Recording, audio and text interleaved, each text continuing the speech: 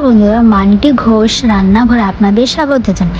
আজ আপনাদের সাথে শেয়ার করব চিংড়ির রেসিপি। সেটা রান্না করা খুবই সহজ আর খুব তাড়াতাড়ি তৈরি হয়ে যায়। প্রথমে চিংড়ি মাছ ধুয়ে নিয়ে তাতে 1 চা চামচ লবণ দিয়ে 1 চা চামচ হলুদ গুঁড়ো দিয়ে ভালো করে মেখে নিতে হবে।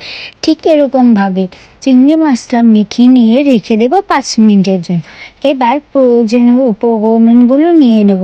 গোটা কাঁচা লঙ্কা, পেঁয়াজ আর সরিষা। এবার পেস্ট করার জন্য গোটা কাঁচা লঙ্কা, ভিজিয়ে রাখা সরিষা, পেঁয়াজ কুচি দিয়ে ভালো করে পেস্ট করে নেব। এবার কড়াইয়ে সরিষার তেল দিয়ে তাতে মেখে রাখা চিংড়িগুলো এক এক করে দিয়ে দেব। দিয়ে ভালো করে নাড়াচাড়া করে আমরা ভেজে নেব, যাতে একটার সাথে আরেকটা লেগে না যায় সেদিকে আমাদের খেয়াল রাখতে হবে। মাছটা ভেজে নিয়ে তুলে নিতে হবে। এই দেখো, মাছটা ঠিক এরকম। এবার ওই তেলের মধ্যে 1 চা চামচ কালো জিরে ফোড়ন দিয়ে তাতে পেস্ট করে রাখা সরিষা, কাঁচা লঙ্কা দিয়ে ভালো করে মিশিয়ে ফুটিয়ে নেব।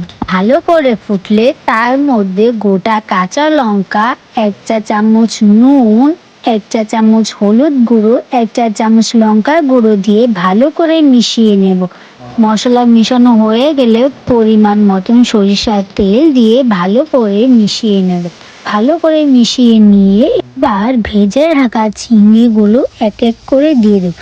দিয়ে ভালো করে মিশিয়ে নেব। ভালো করে মিশানো হয়ে গেলে এবার পরিমাণ মতন জল দিয়ে ভালো করে মিশিয়ে নেব। ভালো করে মেশানো হয়ে গেলে এবার আমরা ঢেকে রাখবো 10 মিনিটের জন্য। 10 মিনিট পর ঢাকনা খুলে নাড়াচাড়া করে আরও 5 মিনিট আমরা ফুটিয়ে নিলেই তৈরি হয়ে গেল আমাদের সরিষা চিংড়ির রেসিপি। তো বন্ধুরা, আজকের রান্নাটা আপনাদের কেমন লেগেছে সেটা অবশ্যই কমেন্ট বক্সে জানাবেন। আর আমার চ্যানেলটা লাইক, কমেন্ট, শেয়ার, সাবস্ক্রাইব করে পাশে থাকবেন।